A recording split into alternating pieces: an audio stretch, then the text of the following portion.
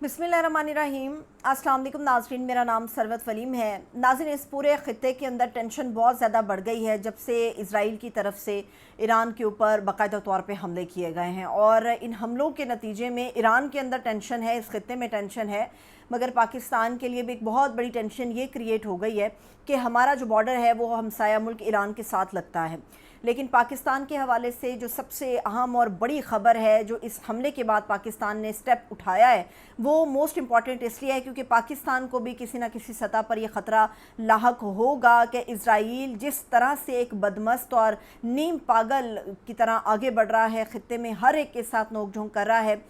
उसी तरह पाकिस्तान के साथ भी कोई शरारत कर सकता है। पाकिस्तान ने इस वक्त जो ईरानी सरहद के करीब अपने तमाम फ़िज़ाई दिफाई और लड़ाका तैयारे हैं, बताया जा रहा है कि इन जौहरी तनसीबात को भी फ़ाल कर दिया है, और जो लड़ाका यूनिट्स हैं ख़ास तौर पे पाकिस्तान के, उनको भी फ़ाल कर दिया है, क्योंकि ऐन मुमकिन है कि ईरान के ऊपर हमलों के नतीजे में कोई भी शरारत इज़राइल करे तो उसका फिर भरपूर और मज़बूत तरीके से जवाब दिया जा सके। इस वक्त पाकिस्तान जो है वो अपने मामलात को देख रहा है, लेकिन दूसरी तरफ ईरान की जो सूरत हाल है, बहुत सारे लोगों का ख्याल है कि शायद ये इज़राइल ने अमेरिका के कहने पे अभी किया, लेकिन इसका एक माजी है, इसकी एक तारीख़ है कि ईरान के हमेशा से इज़राइल जो है वो मुखालिफत में रहा है, क्योंकि ईरान के पास ऐसे बैलिस्टिक मिसाइल मौजूद हैं जो डायरेक्ट इज़राइल को टारगेट कर सकते हैं। 2000 किलोमीटर की रेंज के ऊपर वो जाकर डायरेक्ट इज़राइल के अंदर गिर सकते हैं। तो इज़राइल इन ख़तरात के पेश नज़र अमेरिका की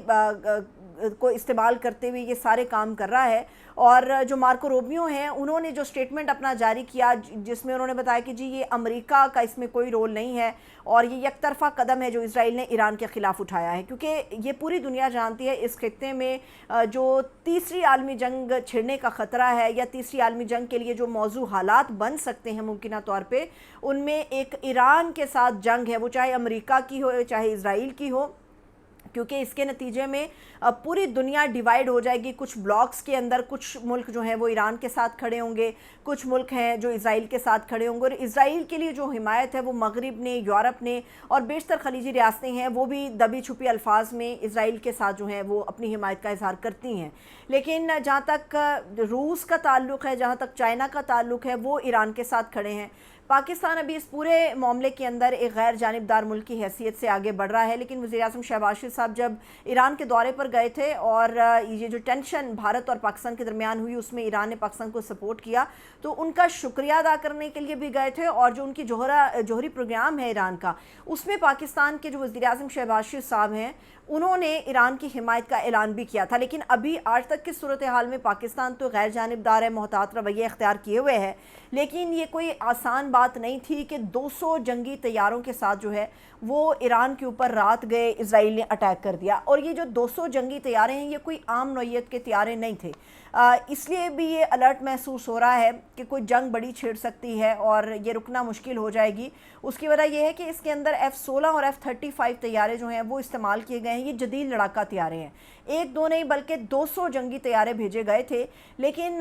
ख़बर ये भी आ रही है कि ईरान ने जब से अटैक किया है, जवाबी वार किया है, उसके बाद जो इज़राइल के नेतन्याहू हैं उनको किसी नामालूम मकाम पर मुंतकिल कर दिया गया है। अभी तक इज़राइली मीडिया भी इस बात की तस्दीक कर रहा है और ईरानी मीडिया भी इसका क्लेम कर रहा है कि नेतन्याहू को फ़ौरी तौर पे नामालूम मकाम पर इसलिए मुंतकिल किया है क्योंकि ईरान के पास इंटेलिजेंस की बुनियादों पर जो खुफिया दस्तावेज़ात और मालूमात हैं, उनके नतीजे में उनके पास जो टारगेट्स हैं वो लॉक हैं।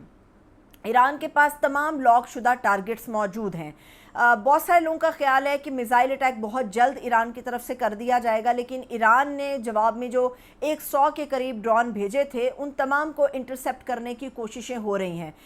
इराक़ के अंदर जो ईरानी मिलिशियास मौजूद हैं वहाँ से भी बाकायदा तौर पे ड्रोन्स जो हैं वो उड़ाए गए हैं इज़राइल की तरफ, और इसके अलावा ईरान की तरफ से भी गए हैं। जॉर्डन में जितने भी गुजर रहे थे ड्रोन्स उन तमाम को इंटरसेप्ट कर दिया गया है, और इज़राइल की जो फोर्सेस हैं अब इन तमाम ड्रोन्स को इंटरसेप्ट करने में मसरूफ़ हैं। लेकिन अभी तक ईरान की तरफ से किसी मिसाइल को फायर किए जाने की कोई इत्तलात मौजूद नहीं है।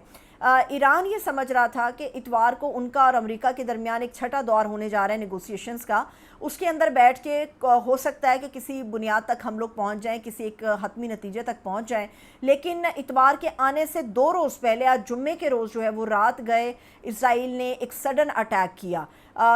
امریکہ کے اندر دو اس وقت بیانیے چل رہے ہیں، کیونکہ امریکہ کے ٹارگٹس بھی ایران میں لاک کیے گئے ہیں اور یہ بتایا گیا تھا کہ اگر اسرائیل ممکنہ طور پہ کوئی کام کرے گا یا کوئی کارروائی دکھائے گا تو پھر امریکہ کی ایما کے بغیر تو نہیں ہو سکتی. تو ایران نے اس وقت اسرائیل ہو یا امریکہ ان دونوں کے ٹارگٹس جو ہیں وہ لاک کر رکھے ہیں. یہی وجہ ہے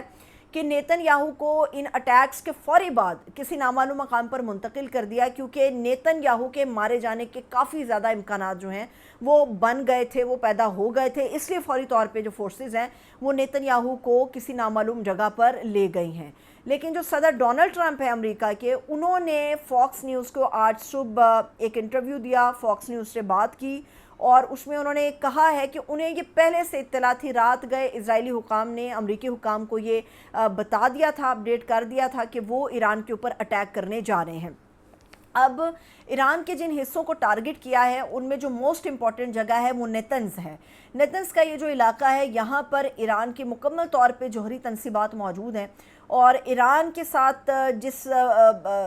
بھیانک طریقے کے اٹیک ہوئے ہیں اس میں ان کے جو سائنسدان ہیں ان کی ہلاکتیں ہوئی ہیں، ان کے کمانڈرز کی ہلاکتیں ہوئی ہیں، نہایت اعلیٰ ترین کمانڈرز جو ہیں ان کو مار دیا گیا ہے، شہادتیں ہوئی ہیں ان کی. نیتنز کے علاوہ خرم آباد ہے اور خندب ہے، اس کے علاوہ دیگر اور علاقے ہیں. یہ وہ تمام حصوں کو ٹارگٹ کیا گیا ہے جہاں پر جوہری تنصیبات تھی، جہاں پر ان کی بیلسٹک میزائل کی فیکٹریاں موجود تھی ایران کی. یہ وہاں پر آئے ہیں. نقصانات ابھی ساتھ ساتھ آئیں گے، لیکن جو سپاہ پاسداران انقلاب اسلامی ہے اس کی ڈیپٹی کمانڈر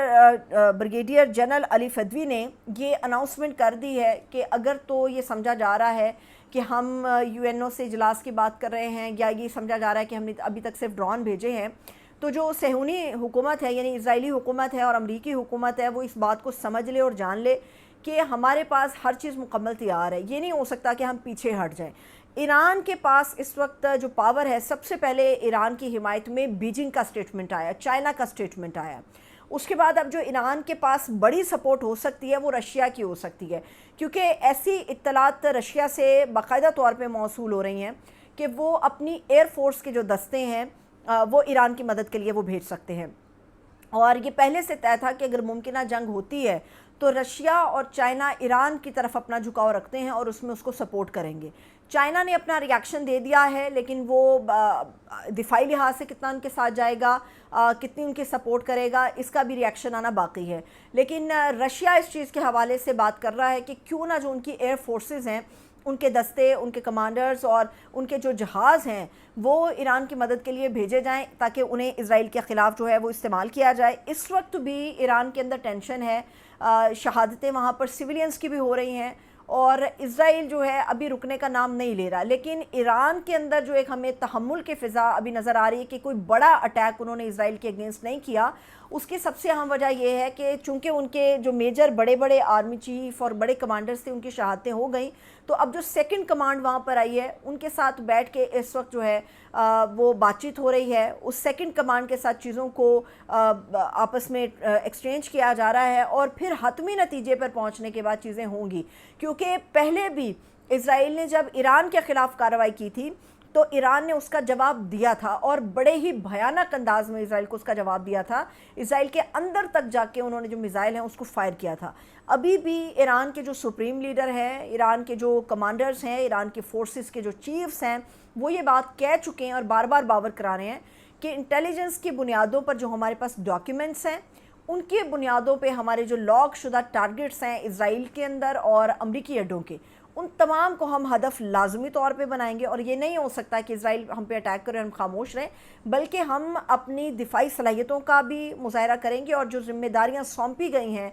سپریم لیڈر کی طرف سے ان تمام کمانڈز کو، ان کے اوپر بھرپور عمل بھی کیا جائے گا. اگر تو فوری طور پہ اس کے درمیان کچھ ممالک نے روابط قائم کر کے معاملے کو ٹھنڈا کرنے کی کوشش نہ کی تو پھر یہ معاملہ ایک لمبی اور بڑی تیسری عالمی جنگ کی طرف جا سکتا ہے. اس کے سب سے اہم ریزن یہ ہے کہ اس وقت ایران کی جو میجر ایک بڑی جامع مساجد ہیں وہاں پر سرخ پرچم لہرا دیا، اور سرخ پرچم کے لہرا جانے کا مطلب یہ ہے کہ ہم اس جنگ کے لیے تیار ہیں اور آپ بھی جوابی کارروائی کے لیے تیار رہیں. اجازت دیجیے، اپنا خیال رکھیے. خدا حافظ.